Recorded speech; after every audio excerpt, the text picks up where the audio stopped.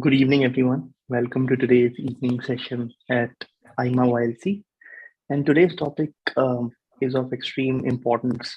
And I'm sure in our earlier conversation, it has been brought up in a variety of formats. But I think this is the first time we are having a dedicated session around women at workplace and how are we really doing anything about it. I know in many of our conferences and events, it's a topic which has come up, whether it's about more representation in boardrooms, whether it's about breaking the glass ceiling. But how do we make that happen? And what is really needed on the side of all of us in our individual capacity and for the organizations we are running to actually enable and create an environment where we actually empower women to feel more cared, to feel more empowered at the workplace. And for this, we have today a very special guest with us, Sanchit Agrawal, who is the founder and CEO of Numi Care, which is India's first women health lifecycle management company. He is a board member and advisor to multiple organizations and a strong hashtag he for she advocate. Prior to starting Numi, Sanchit spent more than 20 years as a strategy and operations professional and has deep management consulting expertise across various industries globally. And he has worked with a lot of Fortune 100 companies as well. In his last role before he started Numi, he was the global managing partner for a $2 billion business at Accenture. And prior to that, he has worked with various companies like Deloitte Consulting, Barclays Bank, Lehman Brothers, Anderson Consulting, so on and so forth. Sanchit has lived and worked in multiple geographies, including US, UK, Southeast Asia, Africa, and India. Right now, he's based out of Gurgaon and lives with his son Kabir and wife Aditi, who is a two-time cancer conqueror and inspiration behind Numi. A very warm welcome to you, Thank you. Sanchit. Thank you, And Karthik. thanks for taking out time and talking about such an important issue. And just for everybody's reference, it's a very interesting story, and I'm sure Sanchit will delve more into detail. But it's really a story which is extremely inspirational. If you look on social media and internet and podcast, you would get to know a lot about this story behind. I mean, it cannot be covered in 30, 40, 50 minutes, but a lot of information is available in public domain in terms of how he came up with this idea along with Aditi and how, as a true blue entrepreneur, they ended up solving a problem which they themselves also faced, and they actually are doing it in a great way. So, just to start, Sanchit, it'd be good for our audience to get to know your story. Sure. I know we know, I mean, behind the scenes, between the lines, if you want to take us through your journey, that how your wife's own health journey helped you get that inspiration that you need to actually recognize women at work care as a real need and your own personal experiences because Yeah. of lack of a structured women care plan in the organization, what kind of challenges you faced, and how you really came up with the idea. No, sure. Thank you, Karthik. Really appreciate such a warm introduction. And good evening, everyone. Thank you for having me here. I think before I get started, it's very interesting, right? Two men talking about women and women health in workplace. I think that's a very, very big cultural and mindset shift, right? So in fact, Karthik and I were talking, do we need a woman, another woman as a speaker part of the session? But I think that's the kind of change we want to drive, right? Where we as men also take equal ownership of women in our society. But to Karthik's point, just a quick overview of why we are doing what we are doing and what is the inspiration. So obviously, while I was in the professional world, this is what I call Sanchit 2.0. And the reason is this is my second life. Met an accident few years back and was declared brought dead to the hospital. Good karma, God was kind, survived. And promised myself that in life, whenever I get a chance, I'll do something more meaningful, right? More from a broader social impact. And that kind of came through my wife's health journey, as Karthik said. So her name is Aditi, and she's an ex-fashion designer. Sabyasachi Mukherjee is a top designer of the country, and she was there for 16 plus years. So Aditi is a two-time cancer conqueror, I call her, not survivor. And the reason behind it, the way with the mental strength she's fought through over the last 10, 12 years is amazing. So first time she got cancer at the young age of 25, just 6 months into our wedding, and we got her cured. We were lucky; we had the right infrastructure, the right access to doctors. We got to know about that in time, so her life was saved. And so she had breast cancer, and breast cancer is one of the most common form of cancers in our country. 1 in 4 women have it, and it's 100% curable and 100% preventable, right? So we were able to cure her, but then we cured her, and then all the doctors told her if 5 years nothing happens to her, she's fine, she's good for life, and she'll have a very healthy life going forward. But fast forward 10 years, with the birth of her son, we planned to start a family. With birth of her son, and this was during COVID time, her cancer came back, and that was a big shocker for us. So she's very few women in the country who gave birth with cancer in her body. And I got just very, very curious, because we went to the best doctors in the country. We went even to the US, John Hopkins, one of the best medical schools in the world. And we realized one thing very quickly, that the second time her cancer could have been prevented. The doctors knew about it. And there was a direct correlation between her pregnancy and her cancer coming back. Because of the hormonal changes which happen in a woman's body when they become new mothers, because of estrogen formation, right? And that irked us off. And like, what the hell, right? Literally, sorry to use that word, but and that kind of we started realizing a couple of things, and that one, we as a country, what I call is we are an incidental or a reactive care country, right? We only react or take care of our health when something happens to us or in the family. Otherwise, we don't talk about preventive care, and this is more cultural, right?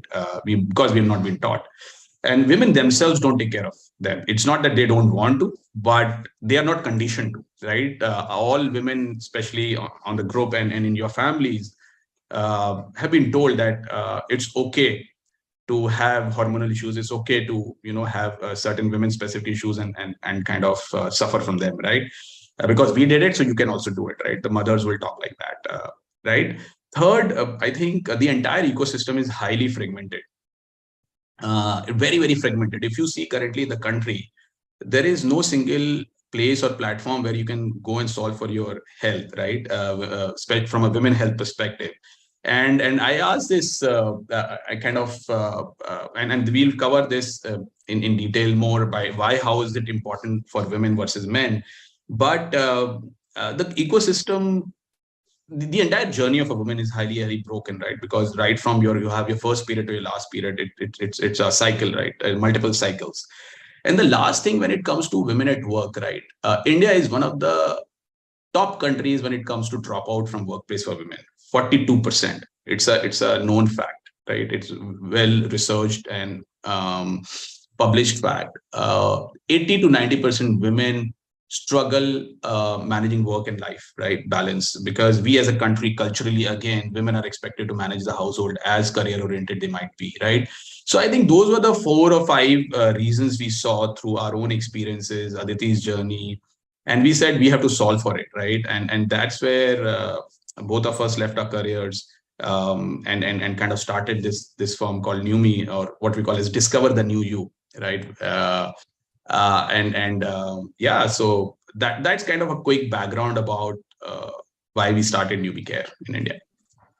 Right. And Sanjit, if you can talk about, like, I know a lot of corporates now take a view around wellness, especially post-COVID. They have their own wellness plans, and many of them sometimes, and it's part of my conversations also, that they may not have sufficient number of women employees per se in their company. Why is there a need for a specific care plan targeted towards women? What are the unique aspects of a women care plan, or can it be bundled in some way into a generic wellness plan? What's been your experience like? No, I think fantastic question, right? So let me ask you back, Karthik. What are the top 3 reasons for anybody's health or wellness issue in your view? So, in my sense, the reason is if they're not eating well, taking care of themselves, lifestyle, their exercise, lifestyle, yes, balance in terms of their personal life and at work, how many hours they are doing. Yes, but mostly related to lifestyle. Lifestyle, right? So I'll give you there are 3 reasons. One is lifestyle. Second is genetic, because you might have it in your genes, because somebody like diabetes, very, very common, blood pressure, it's genetic, right? Thyroid, a lot of things are genetic. Third is there is an incident or accident, like you incur an injury and then you have as a result of that, you have a health and wellness issue. In women, there is a fourth lever called hormones, which changes the game, right? And there are so many women, I'm sure, in this group, and they'll relate to it. So we men have that easy, right? Because we don't have to deal with those hormonal issues. And if you see, majority of the women-specific issues, 70 to 80% can be attributed to hormones, right? And majority of these issues I'm talking about are all preventable and curable. 70 to 80% of women-specific issues are preventable and curable, right? That's number one. Number two, if you take example, and I'll give you some stats, right? If you take a note from our Center for Disease Control and Prevention, which is a government body, publishes it, 38% women suffer from more chronic diseases than men, right? And if you talk about kind of in terms of women-specific issues, especially on the cancer side, there's only one single cancer which has a vaccine available in the market. For cervical cancer is the only cancer in the country, in the world, which is amongst 40 plus type of cancer, which has a vaccine available. And you can actually completely prevent or cure yourself from that. I don't know how many people in this group know about it. And that needs to be administered before the age of 18, right? For example. So what I'm trying to share with you, and another example I'll give you, stat is in more than 50 countries, less than 10% of women have been tested for any form of cancer. And I said 3 forms of cancer: breast, cervical, and uterus in women, which are the most common form of cancers, or we call it her cancers or she cancers. They are all preventable and curable, all of them, 100%.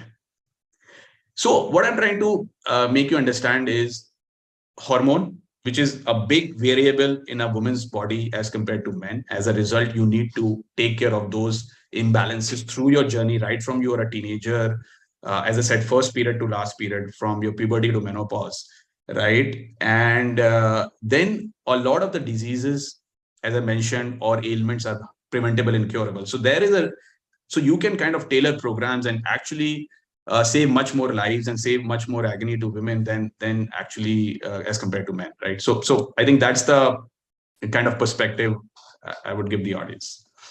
Right. And you mentioned a very interesting perspective that there is a broad range of, the spectrum of hormones, and they change at different life cycle of a woman's journey and their life, right? So as an organization, how feasible it is to have such sort of a wellness program where, because they might have interns to senior execs almost at different ends of spectrum, right? So is there a way that you can actually implement it in a way that you can cater to without incurring extremely heavy cost? Because again, as I said, in many organizations, the number of women employees may not be enough. So how can you still as an organization be conscious and care about it and cater to this wide spectrum?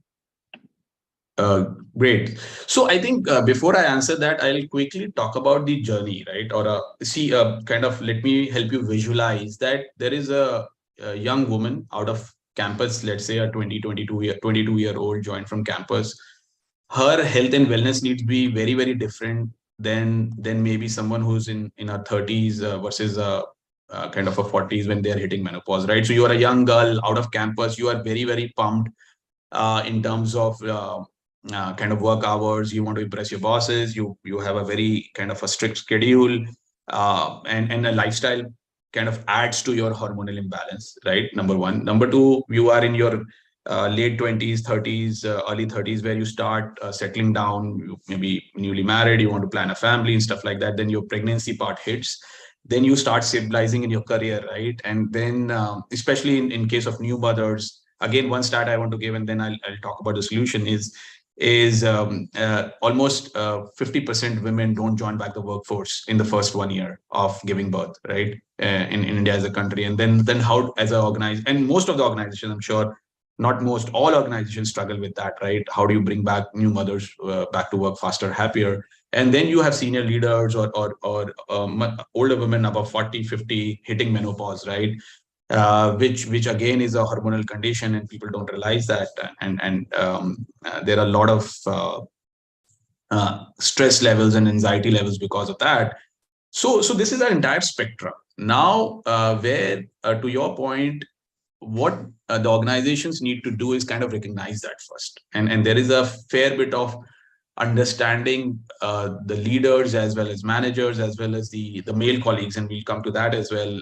And that's the way I call it, he for she, right? We as men also need to understand that women will have this cycle. That's number one. So the first important point is we as a community recognizing that women will go through those cycles I just mentioned, even at workplace.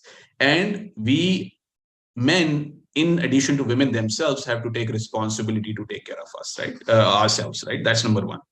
Number two is, as an organization, there is a fair bit of sensitization education you do, right, about women at workplace, about these specific issues I spoke about. And the third is, now we, at least nothing to kind of from a NUMI perspective, but where now there is enough technology intervention which has come into play. And for example, we as a company, we use artificial intelligence and our kind of recommendation engine, where we ask very three simple questions, right? Your age, your health concern, and your health goal. And our engine kind of creates a plan which is very, very specific to your health concern and goal. So while you are not spending much or anything on the infrastructure, because it's the same infrastructure, it's very similar to men, but you are now personalizing to the need I spoke about, depending on you're a 25-year-old versus you're a 35-year-old, right? And that's how you can actually take care of a lot of issues beforehand, or kind of prevent them from occurring. Right. And since you mentioned about personalization, Sanchit, like how again on in a practical sense it's possible, because you know since the way I understand as a layman is that you've got the spectrum of life cycle as a Yeah, horizontal, and there yeah, could be different issues, right? Like it could be PCOS, it could be yes, yes. pregnancy, it could be premenopause, postmenopause. So across this mesh of horizontal and vertical, you would need to then, on top of it, if you want to personalize the wellness plan, it would be extremely sophisticated and complicated for an organization to do it at scale. So how do you again manage that? That there's a personalization plan, but at scale, one is able to do it. So, as I said, technology plays a big role in this, right? So, see, there are two or three fundamental things we need to understand. Whenever we talk about health and wellness, there are certain underlying conditions, right? And as I said, in case of women, it is hormones. So, the primary thing in any women, irrespective of the journey they are, you need to balance the hormones, right? That is one your underlying layer, and that's what example for in our company we have built that, right? And on top of that, then you'll have certain specific conditions which are specific to you as an individual, be it driven by lifestyle, be it driven by your genetic issues. And also what we typically do, and we are the market first in doing that, is we take a combination of clinical and non-clinical, what we call, right? Clinical is where there is a kind of a medical approach to it. You have a doctor at diagnosing or advising you on your medical condition. And then what the other thing we call is holistic wellness, which is mind, body, soul, right? So you start looking at three or four parameters. Are you physically fit? Which is your physical wellness. Are you mentally fit? And in case of women, this is much, much more accentuated than men, because women, 98% women actually in workplace are much more stressed about balancing the work life as well as their own health condition as compared to men, right? So kind of managing your stress levels, anxiety level, kind of emotional levels. Women are obviously more emotional, so the whole gamut around keeping you mentally fit, and then what you consume in your body, which is your diet, nutrition, and stuff like that, right? And so you do a combination of clinical and wellness, and then you combine that, and then you use technology to overlay on that. And that's where I think I'm a big fan, and you have a background, Karthik, as well in AI, right? That's where I think technology can do this at a consistent way, in a personalized way, at a scale, right? Because and then you administer all this also digitally, right? Obviously, while the organizations are present in multiple locations now, COVID has taught us one thing, that there are a lot of things you can do digitally, right? And people have habits have also changed, and they are okay to consume things digitally. And I think that's where technology is kind of an enabler at least in my view, to be able to do all of this at scale. Right. And Sanjay, do you want to take us through some of your case studies, how you have been able to implement it in corporates in India or abroad, because you've got global exposure. Yeah, So yeah, yeah. what's been your experience of implementing it? Do you get a lot of resistance, or now are you seeing a revised level of commitment and care from senior leadership in companies, especially MNCs? And secondly, Yeah. also from since a lot of our audience members also come from startups, what's been your experience of working with startups? Are they also beginning to acknowledge this? Do Yes. they look at it strategically? Uh, Take us through some of your experiences and Sure. war stories. No, no, absolutely. So one thing I would say, see, women as part of our workforce, they constitute 50% of our population. And so my at least, if not more, um, we should have 50% women in the workforce, right? And we as a country holistically are around 10%. And there are some leading organizations which pivot to 30+%, 40%, right? But they are far and few, right? They're very less organized. So one is, I think as an organization, everyone has recognized the power or the value women colleagues bring to the workplace, right? So I think especially you mentioned about startups, and startups is one place where we are seeing there is that shift is much higher. It is upwards of 60-70%. So which is very, very good, because these are new age companies. They understand the value, and a lot of the startups are obviously women driven. Our organization, for example, like talk about Numi, we are 85% women, by the way. Right. So what I'm trying to say is startups, obviously, we're seeing a big shift in terms of more women colleagues in the workplace as compared to, and depending on the industry also, let me be transparent, right? Obviously, there are services, yes. Not today, you want to go to manufacturing, still women are much lower, mining again lower, right? Energy lower, right? So but there is a kind of a variability in terms of what is the percentage of women in your workplace, right? That's number one. Now, how do you implement, and what are some of the basics, right? So there are certain, so what we typically do, and you mentioned about the case studies and all. So one thing very interesting we have started doing is doing a baseline of your organization, right? Where we see where you are with respect to some of the leading practices. And we have found, at least if you talk about a larger organization, one thing which is very, very, I would say, core, or which is, I would say, table stakes, non-negotiable, should be a program around motherhood, right? I think that is something every organization, in my view, should adopt, right? Because that's the most vulnerable phase, and it's a big milestone in a woman's life if she chooses to be a mother. And that's where the maximum dropout also happens, right? And that's where every company, and I'm sure if folks from HR on the call, companies struggle to attract and retain talent because of that, right? So I think that's number one, that at least that bare minimum, that program should be in place for all organizations, in my view, right? And then you talk about the broader case studies. So I cannot name from a confidentiality perspective, but a large kind of a consulting firm, we've been working with them to figure out the entire spectrum, right? From the day a woman joins, from their onboarding to the entire journey I spoke about of their personal hormonal issues to pregnancy and all. So there is a clear structured program we have. But the other thing which we do very interesting, and we have worked with the organizations, is education and sensitization and awareness, right?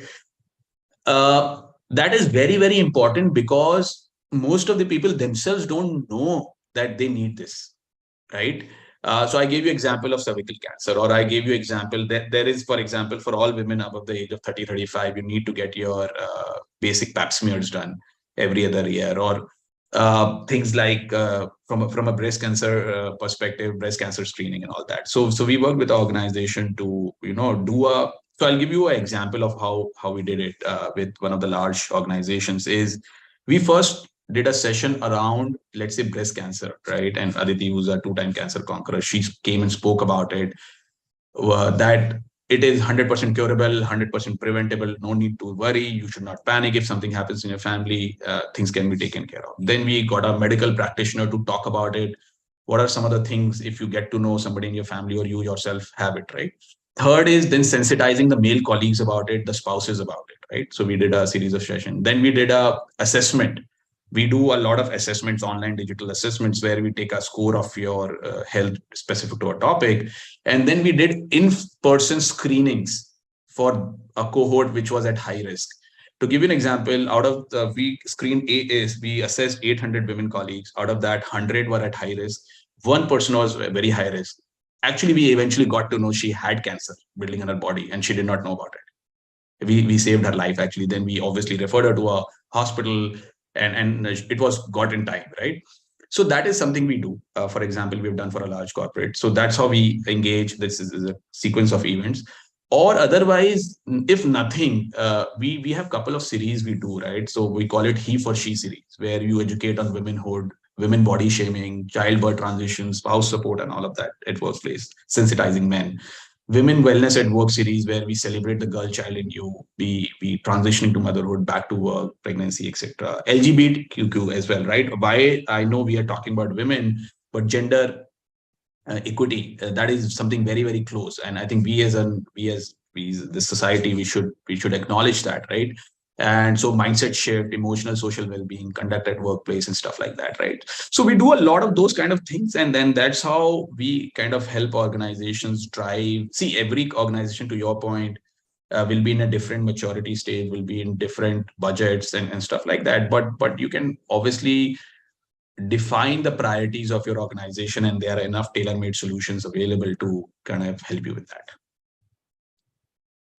In terms of your experience, Sanchita, working with so many companies, where do you see, the most challenge in terms of execution? Is it the education and awareness around it? Yeah. Is it around defining clear success? Because many companies also look at it as a nice to do initiative. While some organizations might have clear success metrics in terms of specific skill sets, retaining women employees who are high performers, improving Yeah. productivity at work. So where do you see it get stuck most in terms of getting the buy-in and implementing? Is it the early stage, education awareness, having a business case around it, or is it purely in the implementation stage it gets stuck? Or there are no challenges? No. There are so many. So it's not a straight, because so couple of things I'll share. Right. So first is even though the organization wants to implement and take a lead and be cognizant of the needs, a big question becomes the adoption. See, in India, so majority of these wellness programs all over the world, and India specifically, range in they have a range of 8 to 10, 12% adoption, right? The usage, while and there's a lot of companies will give you freebies, gym memberships and stuff like that, but nobody goes there, right? And the companies pay for it, and there is no way they track it. So first is adoption, and I think while you implement any program, there is a fair bit of pre and post. What I call is like you have to do a lot of education and awareness, why it's important for you, how will it help you, right? So that's where we started working with organizations to improve the adoption. So our adoption is upwards of 60%. And the reason is we obviously use technology. We use something called care managers. They do nudging and all. Second, what we do is we have started doing scoring, wellness scores, which is essentially, in fact, today morning only we work with a company. We'll be mostly implementing with them. Is they want to integrate their performance, year-end performance, with wellness, where we will give them the employees at a wellness score, and that will go into their year-end performance metric or a scorecard, and where you are tracking their overall kind of score of health and wellness, how diligently they have been focusing. Because eventually, if you're not well, your productivity will be low, your absenteeism will be there, and all of that, right? That's number two. So I think that's the second aspect, and the third aspect of this is from an organization perspective, tracking. So what one thing, and there are a few other organizations which have started doing health and wellness companies. They give you a very clear dashboard of right from utilization of your programs to the impact of the outcome, and you link it to attrition, you link it to retention metrics, which are very hard metrics for HR, right?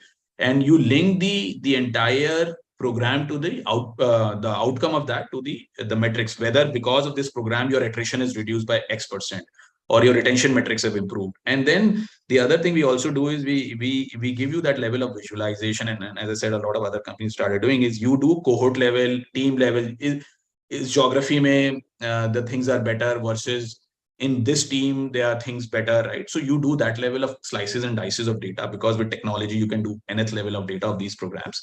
And the last thing which is very interesting is giving early signals to understand the impact. So to give you an example of a client where for a particular team, suddenly we started getting a lot of requests for mental wellness or emotion counseling sessions.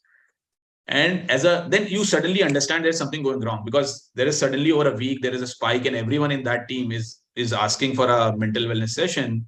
It means there is something going wrong. Now, what nobody will give in the market, and which is the right way, is not at an employee level or individual level, because that's personally identifiable information, PII, right? Which is true to them. So you don't share that, but you do aggregated level scores, which help now organizations to kind of take decisions or outcomes, to your point, right? So I think that's very important. Yeah. Right. And I'm also taking audience questions along the way. So one of our audience members is asking that specifically around mental wellness, and you began to touch upon it as well a couple of minutes back. What are the specific care points which organizations can focus on when they are looking at a program specifically around mental wellness for women? So mental wellness, as I said, there are 3 or 4 things, right? So one is one is kind of which is specific to you from a health perspective. You're anxious, you are not mentally in the right frame of mind because of your health. That's one lever. Second is you are not in the right frame of mind because of your career, right? A job, either job role, career progression, you are not kind of happy about that.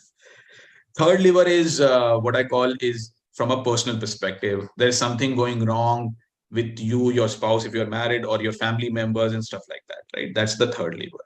And then fourth is the entire kind of environment of your team, your boss, and the culture, right? So those are the 3 or 4 levers. Now, sorry. So typically what happens is there is no one single reason to all of these stress levels. Typically there is one primary and then there are multiple reasons. So typically when organizations need to look at mental wellness programs, they need to make sure that it is a holistic mental wellness, right? So it is covering, it's not, so what are a lot of organizations we've seen, they only focus on the career part of it, because they are in the job, they focus, say, yeah, if you have a career related questions, you have anxiety, or you have a helpline, you can go and call them because something happened with your boss and stuff like. But then doesn't solve, that only solves what I'm trying to say is a part of the puzzle, right? Or part of the problem statement. There are multiple other factors which leads to your overall mental health. So I think the organization, when they implement, they should look at all those aspects, as I said. And if the program is covering all of those aspects, I think it's a good program to have. Right. Another follow-on question we have from Seema, one of our audience members, is that all these initiatives are typically given importance in MNCs and large companies, but specifically when it comes to government sector or PSUs, what's been your experience, or what are your thoughts? That are they also catching up, or do you see a vast difference in terms of adoption between private and public sector on these issues? So the answer is yes. The MNCs, obviously, or not even MNCs, I would say a lot of, you work with a lot of Indian companies, right? So a lot of Indian companies also have started recognizing, because everyone needs to take care of their colleagues and talent, right? Everyone is struggling with attrition, everyone struggles with retention, right? And everyone wants. So absolutely yes. I think it's again cultural that obviously MNCs and private organizations focus on this. But having said that, interestingly, in fact, we have started talking to few public organizations, especially at a college level. There is a clear adoption. I'm not sure how many people know here, but all the IITs and IIMs and government and IITs and all need to now have a structured mental wellness program. It's mandatory by the government. Now they are tying up with some other apps and stuff like that, but they are in different stages. But there there is a mandate from the government, at least at a postgraduate college and undergraduate colleges level, there has to be some structure around that, helpline around that, right? So I think there is an adoption coming to your point. Not holistic wellness, at least on the mental wellness side, not on the overall physical and the things I spoke about, because wellness is not only mental wellness, right? There are multiple parts to it. When it comes to a fair bit of, then you come to the next level of organizations, which are PSUs, large PSUs and stuff like that. Some of them, IOCL, to give you an example, we know of, not our partner, but we know of, they have started implementing plans, NHPC. So there are some of the large organizations have started recognizing this. But I think one is obviously the awareness and education. I think they have a long way to go. They themselves don't understand or recognize because they're culturally not brought up. Their leaders or the senior management team is not brought up in that environment. Second, these are massive organizations, so there is a very big cost element to it, right?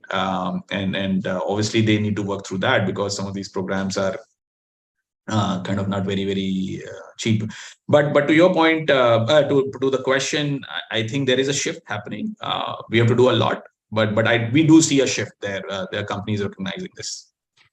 Right. And Sanchit, since you're also sort of a thought leader in this space, from where you sit, what kind of recommendation or suggestions would you give in terms of policy and infrastructural upgradations? Things like, I know there was and I'm just throwing some ideas at you, that there were debates around should there be period leaves or not. There were debates around should there be breastfeeding infrastructure in offices or not. Yes. Or what about childcare? If you are a small company, you do not have a childcare in the office.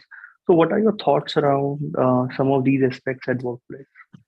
No, absolutely. And I am a very big proponent. And this is where I mentioned, right? We do a baselining for a lot of companies where we say, what are some other practices? So see, not every company will have the budget infrastructure to do all the things, right? But there are certain bare minimums, I call them. And those bare minimums, like I'm sure everyone knows, there is a clear mandate that there has to be a POSH policy, right?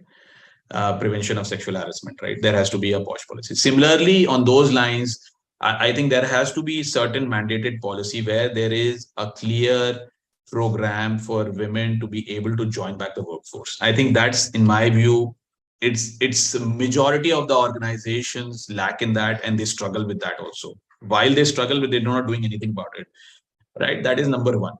Number two is a clear policy or a mandate around bringing back the workforce, women who have dropped from the workforce back into the workforce after a career break, after motherhood and stuff like that. I think that still is missing in majority of the organizations, and some of the large organizations have started doing it. You mentioned about period leave, again, a debatable topic, but if you ask me as a person, definitely, like, all women don't. So see, it is also depending on women to women. Not all women need it also, right? Because every woman has a different experience. But who need it, I think there has to be some support around that. Similarly, you spoke about creches and daycare for motherhood. So if you don't have the infrastructure, at least so we have an organization, we just today, in fact, we closed this with them, is they did not have an infrastructure space, but what they did was they did a partnership with a daycare and a creche facility in the city, and they're not even sponsoring. It's just that because of the partnership, the employee is getting certain amount of discounting or preferential pricing, so that at least it helps them, right? So I think basic, some of those things. In fact, breastfeeding at workplace, breast pumping at workplace. Again, in the Western countries, it's very well accepted, but in our country, in fact, I'll give you an example of a corporation where a woman breast pumped the milk and put her breast milk in the refrigerator in the pantry. Nobody ate the lunch, whosoever lunch was kept in that. We are talking about 500 years back, not even what, like, this is the amount of kind of primitive thing. And this is a large MNC corporation out of Delhi. I'm talking about Gurgaon, right? And so there is a fair bit of, I think, at a policy level, if you ask, is there are certain things which are bare minimum. You need them, right? These should be non-negotiable, and there has to be a clear education to both women themselves as well as male colleagues. If you ask me, every company should have at least a 1 or 2 hour session every quarter on sensitizing male colleagues about women issues. The day we are able to implement that, I think we'll be a very different society, both at workplace and at home also. Right. Right. No, absolutely. And in terms of an actionable plan, as we sort of inching towards closing the session, what would be an actionable roadmap you would give to an organization of typical? I'm not talking about large MNCs. They might have Yeah, yeah. huge budgets and they would have Yes. commitment towards these initiatives. But an average MSME in India who is well represented in today's session as well, what would be a sort of a roadmap you will give them that in phase one, at least do these two, Huh, three basic huh. things. Phase two, do this, and maybe after 1.5 years, you can go on to a roadmap of, being a fully caring about women at work sort of an organization. So, what would be those Sure. milestone and phase wise plan which you would recommend? Yeah. And I think I touched partly in bits and pieces. So the first is there has to be, in my view, again, first thing which is very easy to implement. It's not very cost because the population is not very large, of helping women who are entering motherhood. In my view, there has to be some basic program. And if you are an organization of 1,000, you have a 30% women force.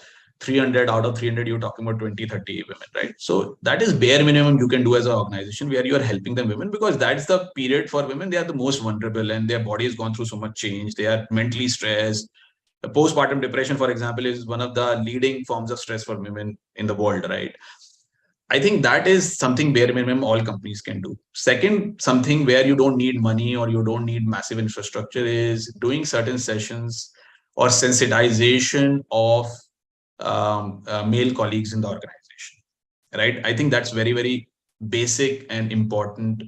Any organization can do, like they can do it tomorrow, because these sessions there are enough experts. We as a company also do it. Everyone does it. You kind of do that. There is not much cost involved, right? And you don't need any infrastructure.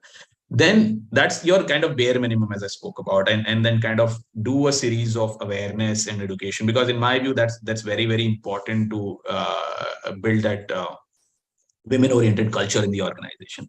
Once you have done that basic one or two things, then you start looking at, depending on your budget, depending on the strength, depending on multiple other factors, that we can start getting into doing certain preventive screenings or checkups for your colleagues as part of your overall kind of annual wellness program, right? That's again something basic companies can do. Not very, very cost this thing. They are very, very cost effective now. There are enough players in the market and technology solutions available which can do in a very cost effective way, right? That's kind of your second layer. And then when you are ready, then you can do much more structured cross the firm programs where you start tracking the outcomes, you start measuring it, you start having a full blown policy around it. So that's how I will break, right? There are certain things like education and awareness doesn't cost you anything much. Right.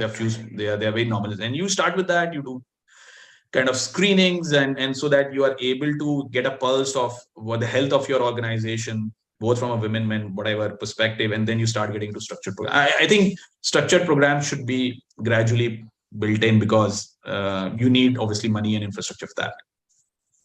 Right. And, Sanchit, many of these women employees would also have a personalized care plan in their individual capacity, right? And then they also subscribe to a wellness plan in the corporate regime. So, how do you see that uh, compatibility working out in terms of their ongoing care plans, which they may have taken in an ad hoc manner, versus a structured plan via a corporate wellness program? Or do you not see such conflicts? So first is I'm one, maybe it'll be good to understand, but at least I'm not aware of many such programs which are available in the market, which are programs related to your wellness issues. There will be very specific condition specific things available in the market. You have a hormonal condition, or you becoming pregnant, or you are you hitting menopause. So there are certain organizations which are doing digitally, right?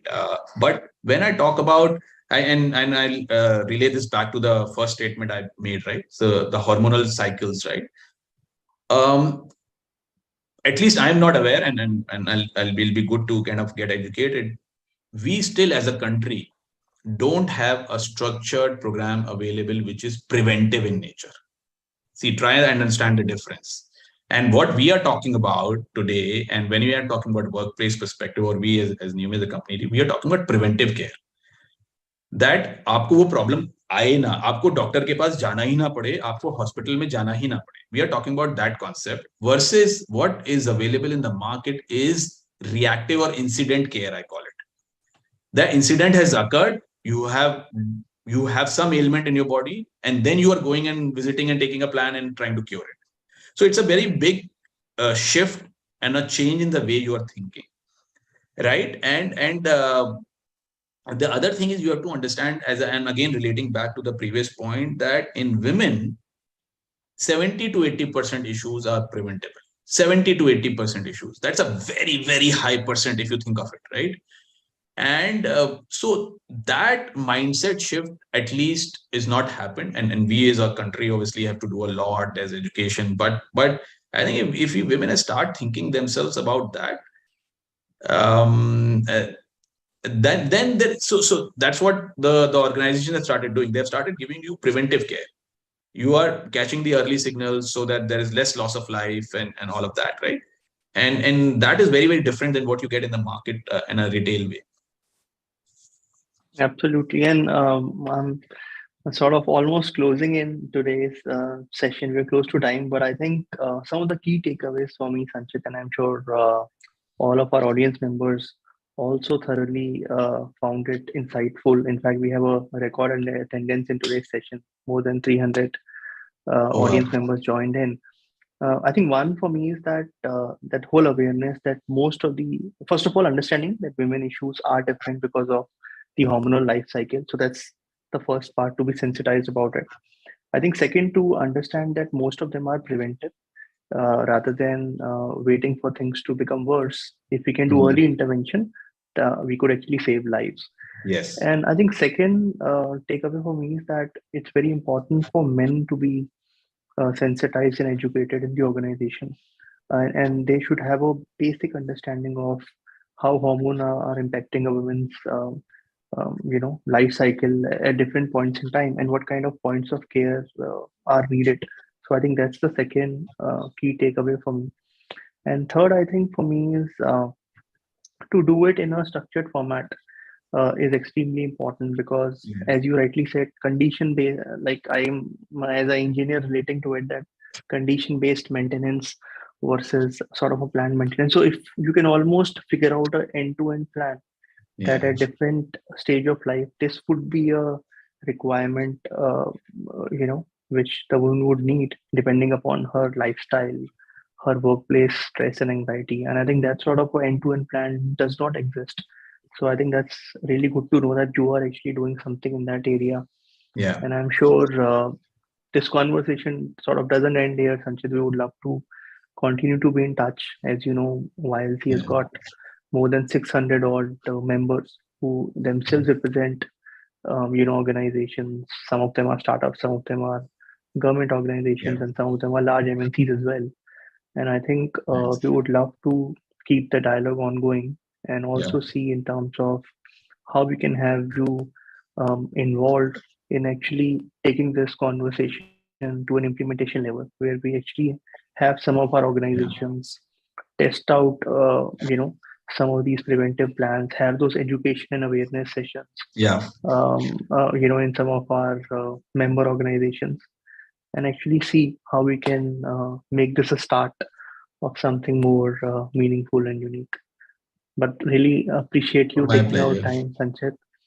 Thanks so much. And thank you, the audience members, for your queries and questions. And as I Yeah. said, we would also share some of these insights which Sanchit talked about with all of you, those who registered with us. And of course, we will keep the conversation, ongoing, and see how Yeah. we can actually talk the talk and walk the walk as well. Because in many of these events and conferences, people talk about these things, but on the ground, the implementation is where the proof of the pudding is. So we'll make sure, Sanchit, that also happens, and we're actually able to Yeah. carry forward this relationship which we build with you.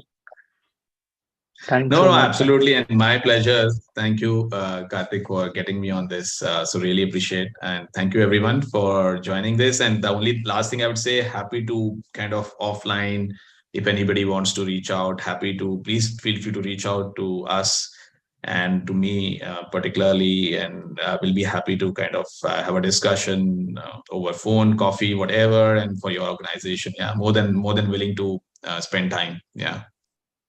Thanks so much. Thanks, Anchit. Thank you, Thanks, everyone. everyone. Thank Thank you. you. Have a Have a good evening great ahead, weekend. everyone. Thank you. Bye. Cheers.